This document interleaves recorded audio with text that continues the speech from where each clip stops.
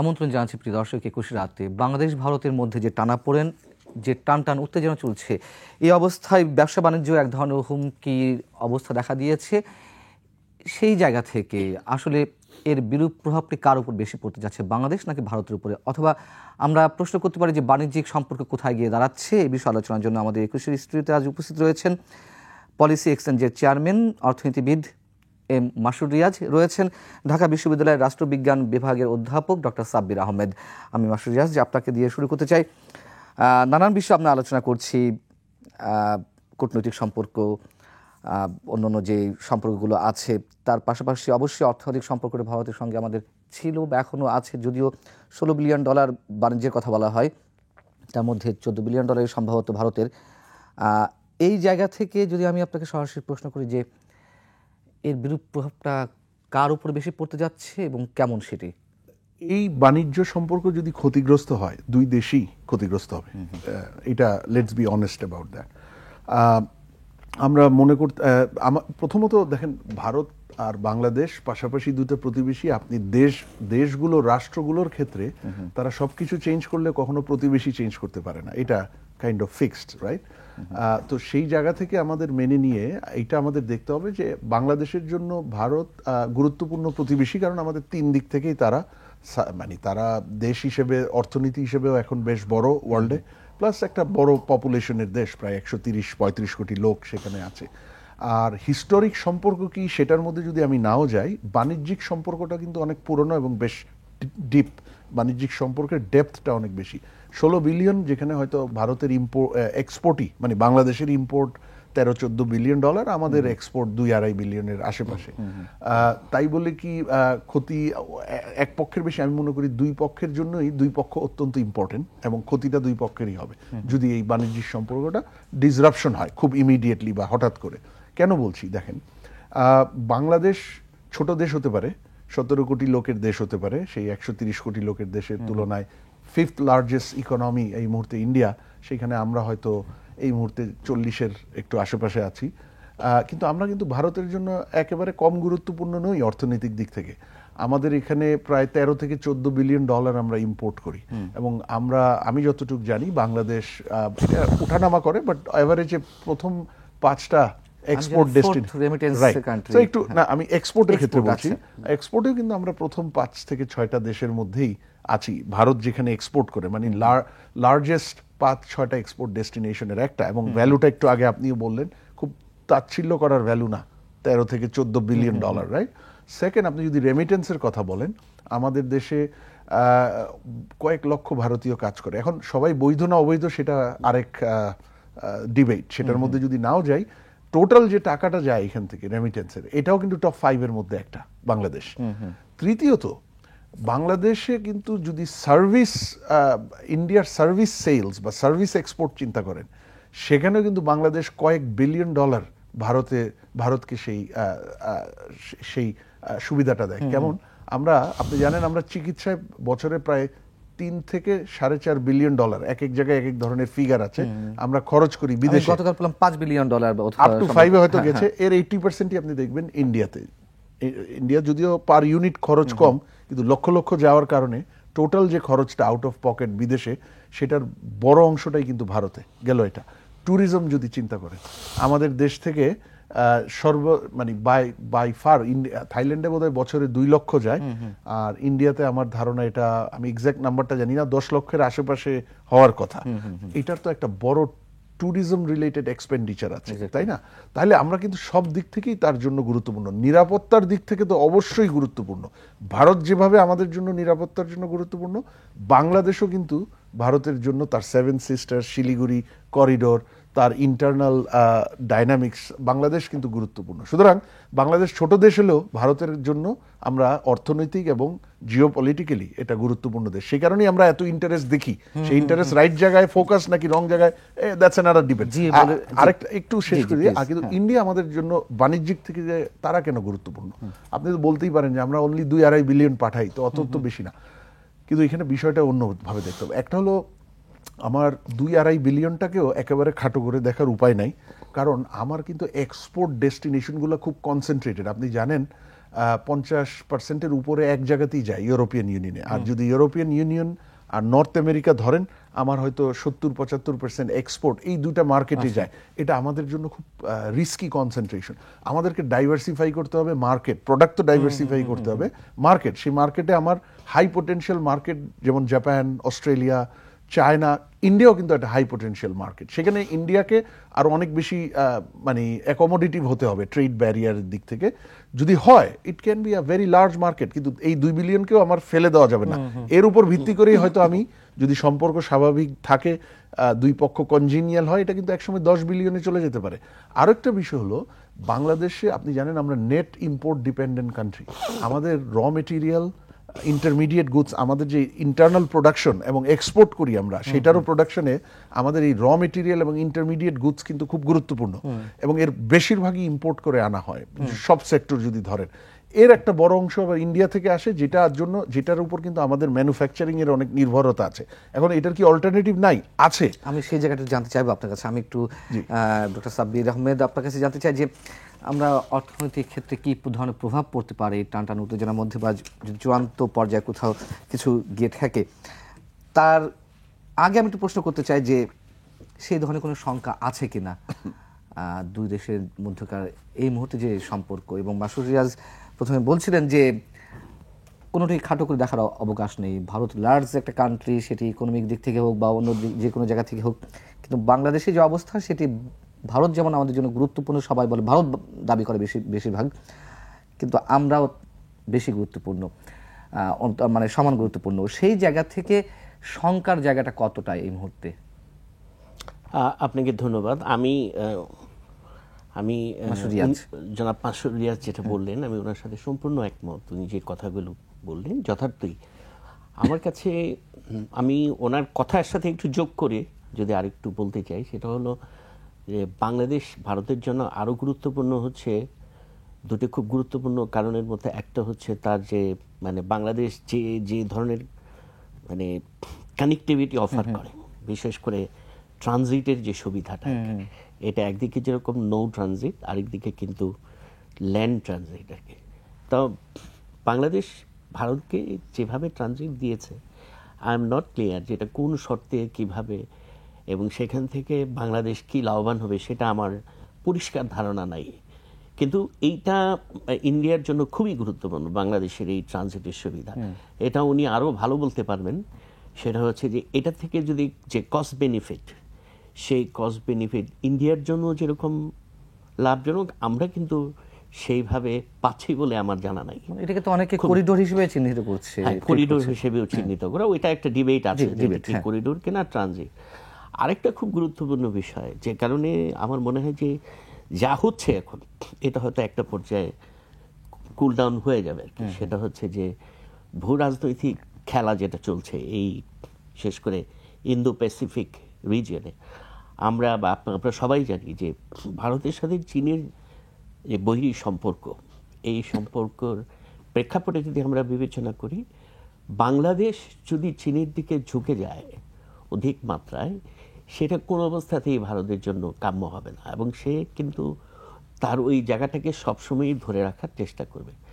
কারণ ভারত সবসময় চায় যে এই অঞ্চলে অন্য কোনো শক্তি যেন মাথাচাড়া দেয় না উঠতে পারে, সুতরাং এটা তার জন্য একটা বিগেস্ট কনসার্ন। কিন্তু এই মুহূর্তে যে সংকটটা ভারতের সাথে তৈরি হচ্ছে সংখ্যালঘু ইস্যু নিয়ে, এইটা আমার কাছে মনে হয়, এবং যেটা আমরা বিশেষ করে ভারতীয় মিডিয়াতে যে অপপ্রচারটা আমরা দেখতে পাচ্ছি, এটাকে কেন্দ্র করে আমার মনে হয় যে এটার পেছনে ভারতের অভ্যন্তরে একটা রাজনীতি থাকতে পারে, বিশেষ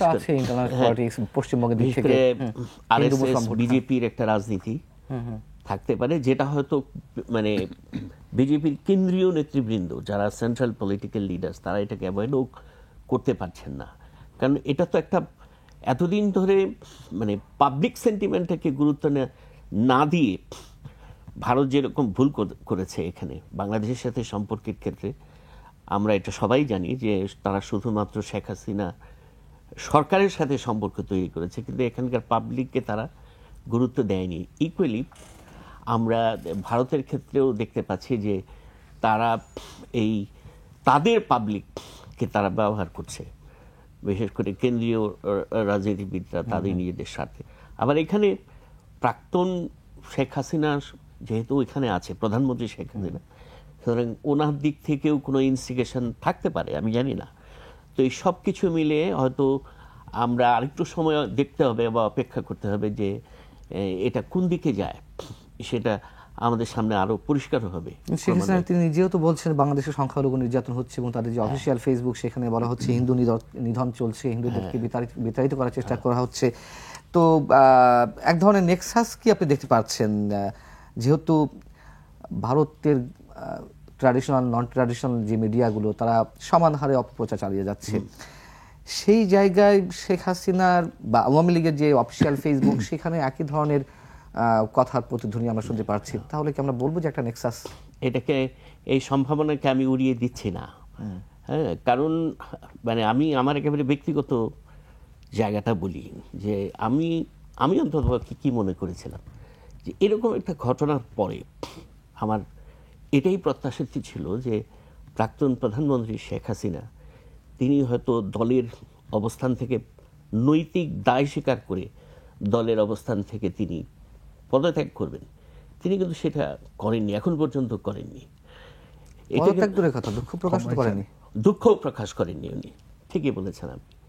তা আমার মনে হয় যে এইটা মানে এই জায়গা থেকে আমার মনে হয় যে একজন এত বড় রাজনীতিবিদ, দীর্ঘ 40 বছর তিনি ধরে রাজনীতি করছেন, তার যে দায়িত্বশীল আচরণ সেটি আমরা কোনোভাবেই তার প্রমাণ পাই না। সুতরাং এখন আমাদের কাছে এটাই মনে হয় যে তিনি অধিকতর মানে তার মধ্যে ভিন্ডিকটিভ আচরণ রিফ্লেক্টেড হচ্ছে তার কাজকর্মের মধ্য দিয়ে, যেটা হয়তো বাংলাদেশের বিরুদ্ধে যাওয়ার ক্ষেত্রে যথেষ্ট আমি মনে করি যে একটা বড় ভূমিকা রাখছে বলে আমার মনে হয়। আমি সব বাদ দিলাম, বাংলাদেশ পতাকা পোড়ানো হয়েছে, সেক্ষেত্রে তো অন্তত একটা কি বলা যায়, একটা নিন্দা তো জানানো যেত অবশ্যই। তার মতন একটা দলীয় প্রধান অবশ্যই কিছু বলার নিশ্চয়ই মানুষের প্রত্যাশা ছিল। যাই হোক, আমি মাসুর রিয়াজ আপনাকে জানতে চাচ্ছি যে আপনি বিকল্প খোঁজার কথা বলছিলেন, যে র ম্যাটেরিয়ালস বা আলু পেঁয়াজ যেগুলো আমাদের এখানে আসছে, আসলে আমরা যদি জানতে পারলাম সরকারের পক্ষ থেকে ওই ধরনের একটি ওয়ে খোঁজা হচ্ছে, এটি সম্ভাবনা কতখানি? বিকল্প তো রাখতে হয় যে কোনো কিছুতেই, নাহলে তো আপনার রিস্ক মিনিমাইজেশন হয় না। এখন যেটা আমি বলছিলাম যে আমরা ভারত থেকে যে র মেটেরিয়ালস, কাঁচামাল, ইন্টারমিডিয়েট গুডস বা কমোডিটিস আনি, পেঁয়াজ বা এই ধরনের বিষয়, অল্টারনেটিভ যে নাই তা না। যেমন আপনি বোধহয় দেখেছেন রিসেন্টলি পাকিস্তান থেকে পেঁয়াজ আনার একটা উদ্যোগ নিয়েছে। পৃথিবীর অন্যান্য অনেক দেশেও পেঁয়াজ এক্সপোর্ট করে, টার্কি আছে, অন্যান্য দেশে। কিন্তু আমাদের যেটা বেনিফিট ইন্ডিয়া থেকে, যদি ধরেন if everything remains in a কনজিনিয়াল term, equal term, সমতা এবং ফেয়ারনেসের ভিত্তিতে থাকে, তাহলে কিছু জিনিস আমরা ভারত থেকে ইম্পোর্ট করলে আমাদের সেটার ব্যবসায়িক লাভ আছে। লাভটা কি? পাশের দেশ তো, আপনার আমদানি খরচ, বাংলাদেশ আর ইন্ডিয়ার কস্ট বেস কিন্তু কাছাকাছি, মানে এটা ধরেন মালয়েশিয়া বা ইন্দোনেশিয়ার কস্ট বেসটাও একটু হায়ার, আর ইউরোপ আমেরিকা তো বেশি। সুতরাং আমরা একটা মোর অ্যাফোর্ডেবল কস্ট বেস থেকে আমরা সেই ইম্পোর্টটা আনতে পারি, ইম্পোর্টের খরচটা কম থাকে। সেকেন্ড হলো, আপনি জানেন যে কোনো ইম্পোর্টে এবং যে কোনো ব্যবসা বাণিজ্যের কাঁচামাল আসা যাওয়ার ক্ষেত্রে সময় এবং খরচ দুইটাই কিন্তু ইকুয়ালি গুরুত্বপূর্ণ। তো পাশের দেশ হয় ল্যান্ড বর্ডার দিয়ে আনায় পরিবহন খরচ এবং পরিবহন সময়টাও কিন্তু অনেক অ্যাফোর্ডেবল। সুতরাং আমরা যদি সেই জায়গাটা, যদি আমাদের সেই সমতার সম্পর্ক থাকে, আমাদের যদি সেই মিউচুয়াল রেসপেক্টের সম্পর্ক থাকে, তাহলে আমার জন্য সেই জায়গা থেকে আনাটাই কন্টিনিউ করাটাই ভালো। কিন্তু আমি কি শুধু সেটার উপর কন্টিনিউ করে বসে থাকতে পারবো? না, কারণ কি হচ্ছে গত 2 মাস ধরে আমরা তো দেখছি। এছাড়াও যখন আওয়ামী লীগের সাথে ইন্ডিয়ার খুব ভালো সম্পর্ক, আওয়ামী লীগ ক্ষমতায়, তখনই কি বছরে 1-2 বার পেঁয়াজ রপ্তানির উপর রেস্ট্রিকশন হতো না, বা বিভিন্ন প্রোডাক্ট রপ্তানির ক্ষেত্রে রেস্ট্রিকশন আসতো না? এখন সেটা ইন্ডিয়া বলতেই পারে আমার ইন্টারনাল কারণে, রাজনৈতিক কারণ না, আমার এখানে ডিমান্ড সাপ্লাই মিসম্যাচ হয়ে গেছে, এই জন্য আমি রেস্ট্রিকশন দিচ্ছি, দিতেই পারে, এটা তার প্রেরোগেটিভ। সুতরাং সেই কারণে হলেও তো আমাকে অল্টারনেটিভ হাতে রাখতে হবে, তাই না? এখন সেই অল্টারনেটিভগুলো কিন্তু রাতারাতি হয় না। ট্রেড রিলেশনশিপ এমন একটা জিনিস, গ্লোবাল ট্রেড রিলেশনশিপ, এগুলো সাধারণত ওভার টাইম এগুলা গ্রো করে, ট্রাস্টেড হয়, ইম্পোর্টার এক্সপোর্টার তাদের একটা নেটওয়ার্ক এবং সম্পর্ক স্টাবলিশ হয়, এবং সেটার ভিত্তিতে তারা সেই ট্রাস্ট এবং সেই পরীক্ষিত সম্পর্কের ভিত্তিতে। সুতরাং আমরা যদি টার্কি, পাকিস্তান, থাইল্যান্ড, ভিয়েতনাম বিভিন্ন জায়গা থেকে অল্টারনেটিভ আনতে চাই, আমাদেরকে এখন থেকেই কিছু কিছু সেই জায়গায় ওপেন করতে হবে। হয়তো আমরা আশা করব যে ভারত এবং বাংলাদেশ, যেটা প্রফেসর ইউনুস বলেছেন যে আমাদের কনস্ট্রাকটিভ এনগেজমেন্ট চাই, আমরা চাইবো যে ভারত সাইড থেকেও সেটাকে রেসিপ্রোকেট করা হবে, যে ইকুয়াল এবং ফেয়ার রিলেশনশিপ, রেসপেক্টফুল রিলেশনশিপ, সেইটা হোক আর না হোক আমার অল্টারনেটিভ রাখতে হবে। ন্যাচারাল ডিজাস্টারের জন্য সাপ্লাই আটকে যেতে পারে, ইন্টারনাল পলিটিক্সের জন্য সাপ্লাই আটকে যেতে পারে, সিম্পল বিজনেস ডাইনামিক্সের জন্য সাপ্লাই আটকে যেতে পারে। সুতরাং আমার যদি অল্টারনেটিভ না থাকে, আমি কিন্তু ডোমেস্টিক অর্থনীতি, এক্সপোর্ট ওরিয়েন্টেড অর্থনীতি প্রবলেমে পড়ে যাব। সুতরাং কিন্তু এগুলোর সময় লাগে, আমি যেটা বলেছি। সুতরাং এখন থেকেই কোন জিনিসটা কোথা থেকে আনলে অল্টারনেটিভ একটা সেকেন্ড সোর্স, আমরা third source for that product আমরা ডেভেলপ করতে পারি, এখন থেকেই কাজ শুরু করতে হবে সেটা। সেক্ষেত্রে আমাদের কস্টিংটা কেমন হতে পারে, কেমন বাড়তে পারে ইন্ডিয়ার তুলনায়? অবভিয়াসলি যদি আমি ইউরোপ আমেরিকা যাই, আমার তো অনেক বাড়বে। যদি ধরা হয় চায়নাতে বেশিরভাগ জিনিসই পৃথিবীর সবচেয়ে কম দামে পাওয়া যায়, সবকিছু না হলেও আর কি, রাইট? তো আমরা একটা দেখতে পারি যে চায়না থেকে আমরা আর কি ইম্পোর্ট বাড়াতে পারি। কারণ চায়না আমার দেশের পাশে না হলেও খুব বেশি দূরে না, মানে সেটা টার্কি থেকে আনার চেয়ে বা অনেকটা দেখা যায় যে ইভেন ভিয়েতনাম থেকেও আনার চেয়ে আপনার চায়না থেকে আনাটা অনেক অ্যাফোর্ডেবল হয়। কারণ চায়নার অ্যাভারেজ কস্ট অফ প্রোডাকশন বেশিরভাগ প্রোডাক্টের ক্ষেত্রেই তারা এত মানে এফিশিয়েন্ট হয়ে গেছে এবং এত লার্জ স্কেলে তারা প্রডিউস করে, তাদের এই প্রাইস কেউ কম্পিট করতে পারে না। পরিবহন খরচটা একটু বেশি পড়বে, কোনো সন্দেহ নেই। সুতরাং আমরা চায়না থেকে আমরা আনতে পারি। আমরা কমোডিটিজের ক্ষেত্রে ভিয়েতনাম আছে, পাকিস্তান আছে, থাইল্যান্ড আছে। থাইল্যান্ড এবং ভিয়েতনাম দুটোই কিন্তু পৃথিবীর one of the largest agro producers. আপনি যদি ভিয়েতনামের চাল দেখেন, পৃথিবী নর্থ আমেরিকা, তারপর হলো আপনার ইউরোপের বেশিরভাগ সুপার মার্কেট বা এশিয়ান সুপার মার্কেটে ইন্ডিয়ার চাল, আর তার সাথে সাথে সমান সমান পাল্লা দিয়ে থাইল্যান্ড বা ভিয়েতনামের চাল। তো আমরা ধরেন আমাদেরকে কিন্তু মাঝে মাঝে কিছু চাল ইম্পোর্ট করতে হয় আমাদের ব্যালেন্সটা ঠিক রাখার জন্য। প্রতি বছরই আমাদের স্ট্র্যাটেজিক রিজার্ভ আছে, আমাদের মার্কেট সাপ্লাইটাকে স্টেবিলাইজ রাখার বিষয় আছে। তো সেইখানে আমি তো ভিয়েতনাম, থাইল্যান্ড থেকে আনতেই পারি, কিছু কস্ট বাড়বে, ইন্ডিয়ার চেয়ে তাদের কস্ট বেসটা একটু হায়ার। বাট সেটা যদি আমি ঠিক মতো প্ল্যান করি, আমার যদি রাইট মিক্স থাকে, যে আমি এত পার্সেন্ট এই কম দামের জায়গা থেকে আনছি, এত পার্সেন্ট একটু বেশি দামের জায়গা থেকে আনছি, আর একটু বেশি দাম আমরা দিতেই পারি in order to have long term stability, তাই না? আমার যদি কম দামে আনতে গিয়ে আমার স্টেবিলিটি বা মানে সাপ্লাই ডিসরাপশন রিস্ক থাকে, তাহলে কিছু জিনিস একটু বেশি দাম দিয়ে তো রাখতেই পারি আমরা, অসুবিধা কি? কারণ সেই দামের চেয়ে আমার স্টেবিলিটি এবং সাপ্লাই কন্টিনিউটিটা অনেক বেশি ইম্পর্টেন্ট। নিঃসন্দেহে। আমি একটু অধ্যাপক সাব্বির আহমেদ, এখন ভারতের সাথে যে অবস্থা এবং বর্তমান সরকারের কিছু কাজ আমরা লক্ষ্য করেছি, যে মেরুদণ্ড সোজা করে জবাব দেওয়া, সীমান্ত হত্যা থেকে শুরু করে আরও অনেক বিষয়ে, আমরা কি এই কথা বলতে পারি যে নতজানু পররাষ্ট্রনীতির কারণেই ভারত তার সুযোগটি বেশি করে আদায় করে নিচ্ছিল? শুধু ভারতই নয়, আমাদের পররাষ্ট্রনীতির জায়গাটা অনেক বেশি দুর্বল বিধায় প্রত্যেক রাষ্ট্রের কাছে আমাদেরকে নতজানু হয়ে থাকতে হচ্ছে। Thank you. আমার কাছে মনে হয় যে মানে বাংলাদেশের পররাষ্ট্রনৈতিক বিহেভিয়ারের ক্ষেত্রে যে গুণগত পরিবর্তনটা আমরা লক্ষ্য করছি, যেটা আমরা গত 15 বছরে দেখিনি। আমরা দেখেছি যে কিভাবে মায়ানমার বাংলাদেশের আকাশ সীমা লঙ্ঘন করে মায়ানমারের বিমান বাংলাদেশের ভেতরে ঢুকে গেছে, এবং সেই বিমানকে ধাওয়া দেওয়ার মানে সাহসটাও আমরা কিন্তু দেখাতে পারিনি। আমার মনে হয় সেই পরিস্থিতিটা পরিবর্তন হয়েছে এবং সেটা আর এখন আর হবে না। সুতরাং ওই জায়গাটা আমাদের খুবই প্রয়োজন ছিল, এবং আমরা বিগত 15 বছরে ওই চেঞ্জটা আশা করছিলাম যে বাংলাদেশ কখন এইরকমভাবে মানে রিয়্যাক্ট করবে। তো এখন আমরা মনে করি সেই সময়টা এসছে। বাট এর মানে এই নয় যে আমরা যখন মানে প্রতিবেশীর সাথে সম্পর্ক রাখবো, সেটা যেন আমরা বাস্তব অবস্থা থেকে দূরে সরে আমরা যেন আবেগিক হয়ে না যাই। আমাদের জাতীয় স্বার্থের বিষয়গুলো দেখতে হবে, তবে সেটাকে সঠিক দর কষাকষির মধ্যে এনে আমরা সেই স্বার্থটাকে আদায় করার চেষ্টা আমরা অব্যাহত রাখব।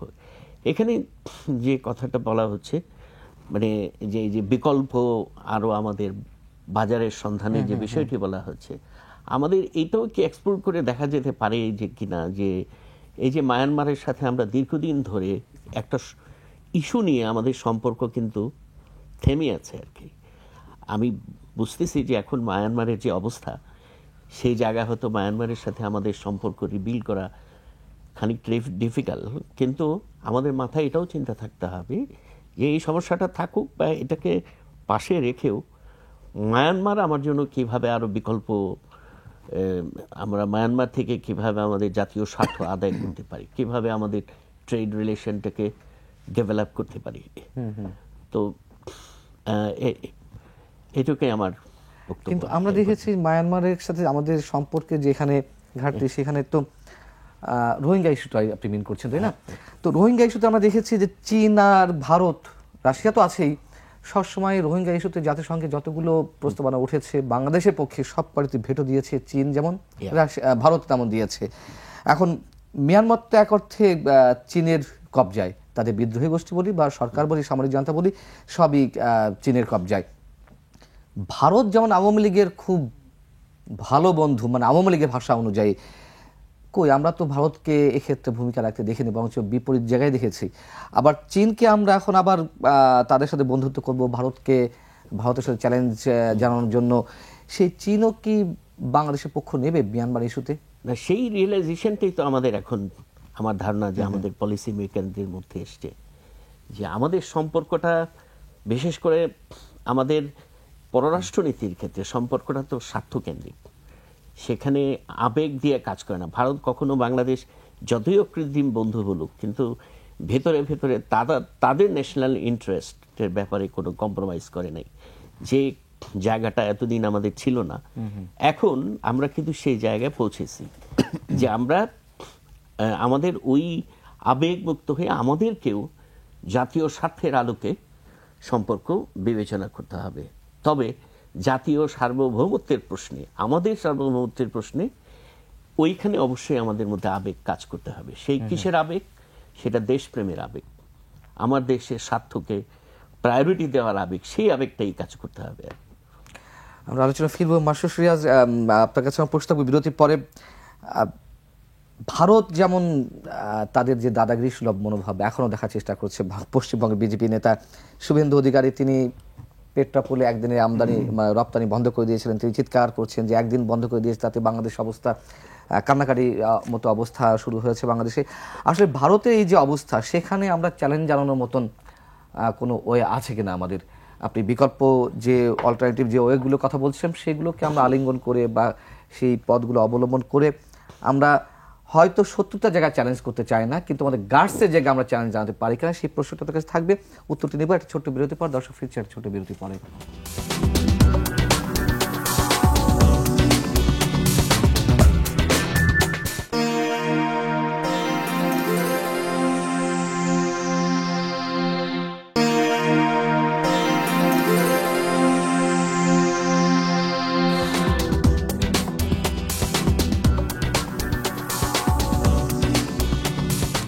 আবার আমন্ত্রণ 21 রাতে আলোচনা করছি বাংলাদেশ ভারতের যে টানটান উত্তেজনা এই মুহূর্তে, সেই জায়গা থেকে অর্থনীতি হিসাবে কার লাভ কার ক্ষতি, এই জায়গাটিতে আমি একটু মাসুদ রিয়াজ আপনার কাছে যে প্রশ্নটি ছিল বিরতির আগে, যে আমাদের অহমিকার জায়গা থেকে আমাদের মেরুদণ্ড সোজা করে দাঁড়ানোর জন্য আমরা ভারতের বিকল্প খুব দ্রুত কিছু করার সুযোগ আমরা নিতে পারি কিনা, বা তারা যেসব কথাবার্তা বলছে সেগুলোকে আমরা চ্যালেঞ্জ কত সহজ জানাতে পারি? না দেখেন, এইখানে কয়েকটা ভাগ করি আমরা এই বিষয়টাকে, রাইট? একটা অর্থনীতি, যেটা নিয়ে আপনি একটু আগেও আলোচনা করছিলেন, আরেকটা হলো আমাদের জাতীয় স্বার্থ, সাব্বির ভাই যেটা বলছিলেন, আরেকটা হলো যে রেগুলার ডিপ্লোম্যাটিক যে এনগেজমেন্ট, প্রোটোকল বলি আর ডিপ্লোম্যাটিক এনগেজমেন্ট বলি, তিনটা জায়গায়। আমি মনে করি কিন্তু আমাদের ডিপ্লোম্যাটিক যে রিলেশনশিপ, অবভিয়াসলি এটা আমাদের তো মূল নীতি হলো যে friendship to all, malice two নান, এবং আমরা চাইবো, এবং এটা প্রফেসর ইউনুসও বলেছেন, যে আমরা ভারত সহ দক্ষিণ এশিয়া প্লাস সব দেশের সাথে একটা গঠনমূলক সম্পর্ক চাই, এবং ভারত আমাদের গুরুত্বপূর্ণ প্রতিবেশী, তাদের সাথেও আমরা একটা গঠনমূলক সম্পর্ক চাই। সুতরাং ডিপ্লোম্যাটিক রিলেশনসটা সেইটা যাতে মানে ডিপ্লোম্যাটিক প্রোটোকল অনুযায়ী এবং দুই দেশের মিউচুয়াল রেসপেক্টের ভিত্তিতে আগায়, আমাদেরকে সেই জায়গাটায় যেতে হবে। যে একটা হলো যে আমরা কোনো উস্কানি নিজে থেকে দিব না, কিন্তু উস্কানিতে পাও দিব না, কিন্তু তাই বলে ওই সাইড থেকে যদি এমন ধরনের কোনো উস্কানিমূলক কথা আসে সেগুলোর প্রতিবাদ কিন্তু সাথে সাথে করতে হবে ডিপ্লোম্যাটিক চ্যানেলে এবং ডিপ্লোম্যাটিক স্ট্যান্ডার্ডে, এবং এইটা কিন্তু আমরা দেখছি হচ্ছে গত 2-3 মাসে। সুতরাং সেই জায়গাটা খেয়াল রাখতে হবে যে ডিপ্লোম্যাটিক এনগেজমেন্ট থাকবে ডিপ্লোম্যাটিক প্রোটোকল অনুযায়ী এবং দেশের স্বার্থকে বিবেচনা করে, দেশের সম্মানকে বিবেচনা করে, কিন্তু যেইখানে প্রয়োজন হবে ডিপ্লোম্যাটিক জবাব দেওয়া, একটা স্ট্যান্ড নেওয়া, সেটা নিতে হবে, যেটা গত 15 বছর আমরা দেখি নাই। 5ই অগস্ট পর্যন্ত আপনি বিএসএফ গুলি করে মেরে ফেলতো, আমরা খুব কম দেখেছি যে ভুল বুঝাবুঝি এটুকু বলেই আমরা শেষ করে দিয়েছি। বাংলাদেশ সাইড থেকে কিছুই তুলছে বলে আমি মনে করি না, কিন্তু এখন কিন্তু তুলছে। এই যে 2 দিন বা 3 দিন আগেও কিন্তু কড়া প্রতিবাদ জানিয়েছে, কড়া প্রতিবাদ জানিয়েছে।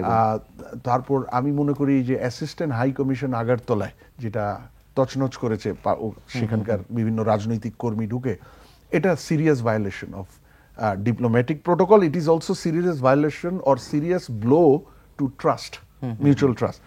তো একটা জিনিস ভালো যে এরপর আমি দেখেছি যে সাথে সাথেই ভারতের পররাষ্ট্র মন্ত্রণালয় দুঃখ প্রকাশ করেছে বিষয়টাতে, কিন্তু আমাদের আটকও করেছে, কিন্তু আমাদের প্রয়োজন ছিল সর্বোচ্চ কড়া ভাষায় এটার প্রতিবাদ করা।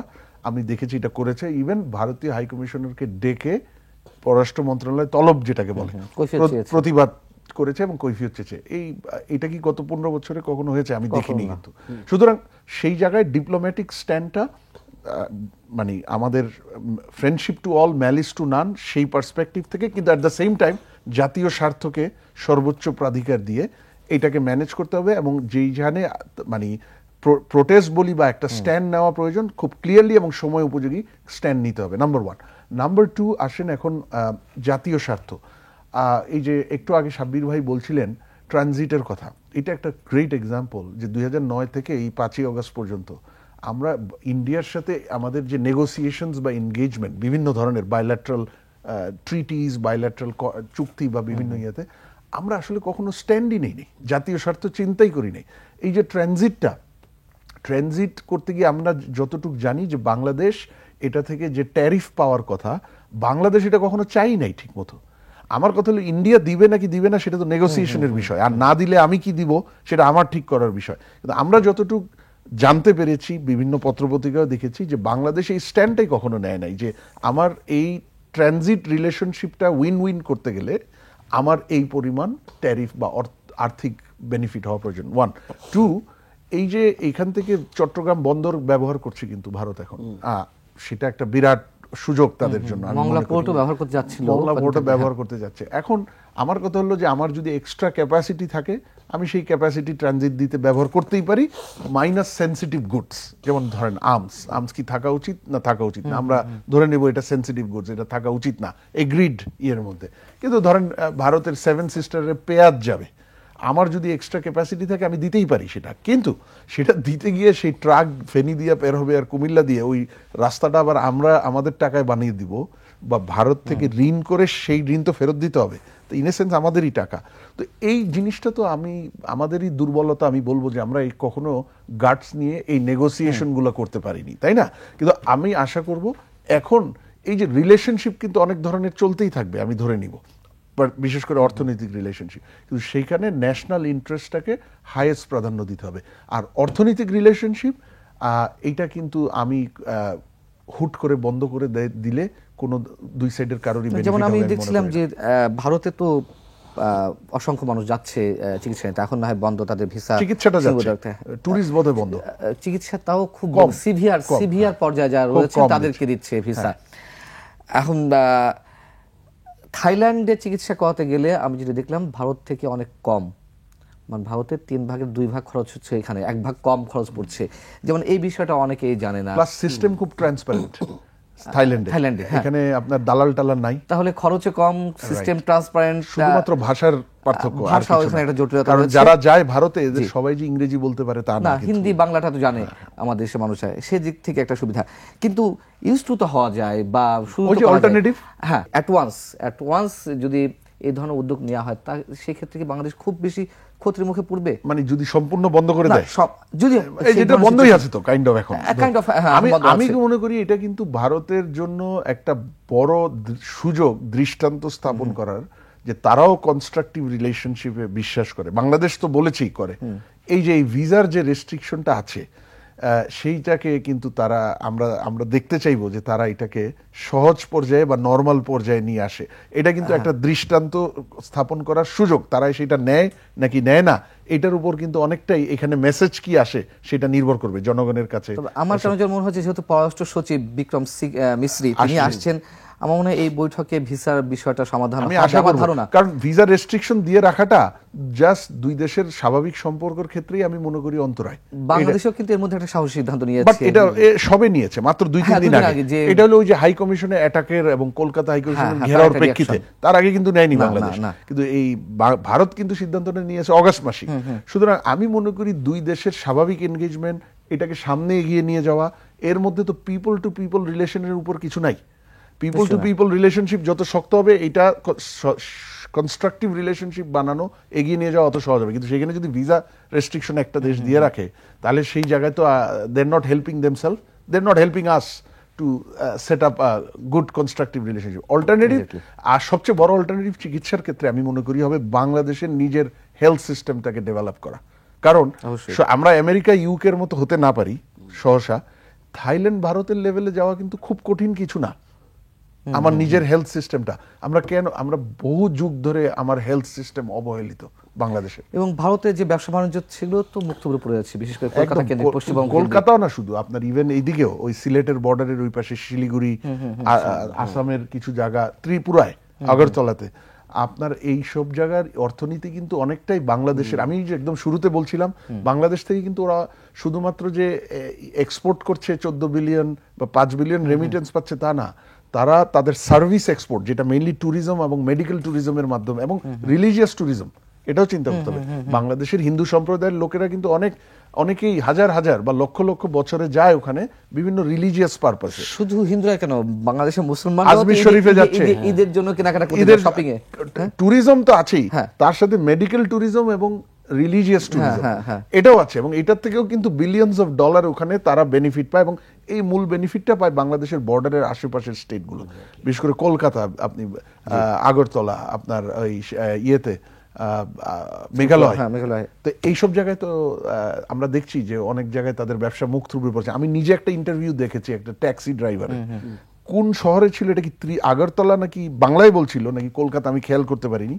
বলছে যে এই যে দেখেন, আমাদের তো এখন বাংলাদেশি ট্যুরিস্ট দিয়ে আমাদের এই গাড়ির ভাড়া চলতো 70-80 ভাগ, এখন একেবারে ড্রপ করে গেছে, এরকম চললে আমাদের খুব কষ্ট। আবার আপনারা দেখেছেন যে ডাক্তাররা বলেছে, একটা ডাক্তারদের প্ল্যাটফর্ম, যে বাংলাদেশি রোগী তারা সর্বোচ্চ চিকিৎসা দিবে, যেখানে কেউ কেউ বলছিল আমরা বাংলাদেশি রোগীকে ঢুকতে দেব না। তারা প্রতিবাদ করেছে। এটা কেন? কারণ তাদের ব্যবসা ধসে পড়ছে। এবং ওদের টিভিতে আমি গতকাল দেখছিলাম, তাদের কয়েকটা চ্যানেলে, যে পশ্চিমবঙ্গের বিশেষ করে কলকাতার যে হোটেল ব্যবসায়ীরা, তারা তো প্রায় কান্নাকাটি শুরু করে দিয়েছে, ভারত সরকারের উপর তারা আবেদন জানাচ্ছে যে এই সমস্যা মিটিয়ে ফেলা হোক। আমি একটু অধ্যাপক সাব্বির আহমেদ, পররাষ্ট্র সচিব আসছেন বিক্রম মিশ্রি 9 তারিখে, এবং সে দেশের ব্যবসায়ীরাও তার দিকে তাকিয়ে আছেন যে তিনি এসে বাংলাদেশে কি সমাধান করেন, বা তাদের যে নানান ধরনের এমবার্গো দিয়ে রেখেছে ট্যুরিজমের ক্ষেত্রে, সেক্ষেত্রে তাদের ব্যবসা বাণিজ্য একেবারেই শূন্য কোঠা নেমে আসছে। আপনার কি মনে হয় পররাষ্ট্র সচিব বিক্রম মিশ্রির এই সফরে কি বার্তা দিতে পারে ভারত? আচ্ছা, প্রথমে আমি একটু পিছনে যেতে চাচ্ছি। সেটা হলো যে বাংলাদেশের বিগত আমলের যে পররাষ্ট্র নৈতিক তার যে ব্যবহার, আমাদের পররাষ্ট্র দপ্তরের যে আচরণ বা পলিসির যে বিহেভিয়ারটা যদি খেয়াল করি, যে তারা বিশেষ করে আপনি যদি ভারত এবং চীনের সাথে, এই দুটো রাষ্ট্রের সাথে সম্পর্ককে আপনি বিবেচনায় নেন, তাহলে দেখবেন যে বাংলাদেশ একটা কম্পার্টমেন্টালাইজড বিহেভিয়ার সবসময় করার, এই দুটো রাষ্ট্রকে ম্যানেজ করার জন্য সরকার ভারতকে পলিটিক্যালি ছাড় দিয়েছে, আবার চায়নাকে ইকোনমিক্যালি অ্যাপিস করার চেষ্টা করেছে।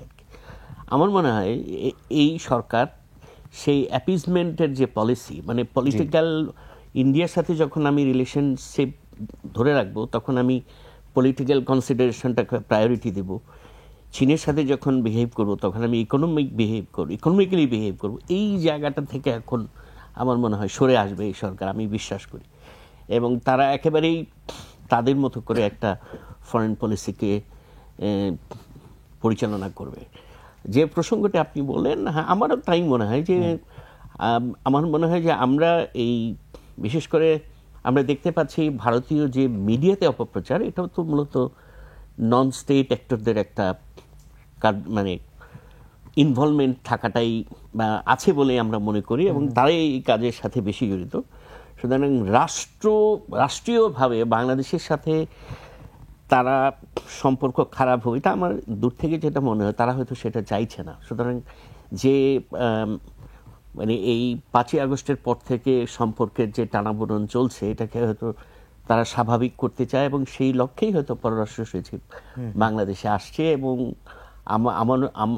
আমার যেটা বক্তব্য হচ্ছে, আমাদের দিক থেকেও পজিটিভলি সেই মানে জায়গাটাকে গুরুত্ব দেওয়া উচিত। এটা যে শুধুমাত্র যে বাংলাদেশের ভারতের যে বর্তমান সম্পর্ক এটা পারপাস আসছে তা না, এটা নিয়মিত এফওসির একটি বৈঠক, পররাষ্ট্র সচিব পর্যায়ে যে নিয়মিত বৈঠক সেটাতেই আসছিলেন। তবে অবশ্যই 5 আগস্টের পরে শীর্ষ পর্যায়ের এই বৈঠক অনুষ্ঠিত হতে যাচ্ছে, যেটাকে ভারতের পররাষ্ট্র মন্ত্রণালয় তারা নিজেরাও বেশ গুরুত্ব সহকারে বিষয়টি তুলে ধরেছে। সেখানকার মুখপাত্র রণধীর জয়সওয়াল তিনি বলেছেন হ্যাঁ এটি একটি গুরুত্বপূর্ণ বৈঠক। তো আপনার কাছে আমার প্রশ্ন, তারা যে হিন্দু কার্ড ব্যবহার করতে যাচ্ছিল বা ব্যবহার করতে চাচ্ছিল একটা সাম্প্রদায়িক উস্কানি সৃষ্টির জন্য, সেটা কি আর কার্যকারিতা থাকছে? মানে অনেক চেষ্টা তো করলো, এবং বাংলাদেশের মানুষের মধ্যে একটা ইউনিটি আমরা দেখতে পেয়েছি। এই কার্ড কি আর মানে ধার আছে কার্ডে? না, আমার মনে হয় যে আমরা বিশেষ করে এই সরকারের অন্তর্বর্তীকালীন সরকার যখন একটা সর্বদলীয় রাজনৈতিক ঐক্যমত প্রতিষ্ঠা করার পরে আমার মনে হয় এটার একটা ইতিবাচক প্রভাব ইতিমধ্যেই পড়তে শুরু করেছে। আমরা দেখেছি যে আমার মনে হয় এই প্রথমবার আমরা দেখলাম যে একটা ভারতের আগ্রাসী মনোভাবের বিরোধী একটা হিন্দু ছাত্রদের একটা মিছিল ঢাকাতে বেরিয়েছে। সুতরাং এ থেকে বোঝা যাচ্ছে যে এই কার্ডটা অনেকটাই দুর্বল হয়ে গেছে। এখন বাকি যতটুকু এটা কার্যকারিতা নির্ভর করবে যে আমাদেরকে সজাগ থাকাটা, আমাদের সরকার যদি সজাগ থাকে যে বিচ্ছিন্নভাবে দুই একটা ঘটনা যেগুলো ঘটছে, যেমন আমি সাম্প্রতিক সময়ে সুনামগঞ্জের ঘটনাটা আপনাদের হয়তো নজরে এসছে, এই ধরনের ঘটনা যেন না ঘটে, এবং ঘটলেও যদি এটা যেন এটা যেন যথাযথভাবে বিচারের আওতায় আনা হয় এবং সেই শাস্তিটা যেন সে পায়, আমাদের সেটা নিশ্চিত করতে হবে আর কি। মাস্টার রিয়াজ, আপনার শেষ মন্তব্য জানতে চাই, 1 মিনিট যদি বলতেন যে আসলে সমাধান তো আমরা আশা করতেই পারি, কিন্তু সেটি কোন ওয়েতে?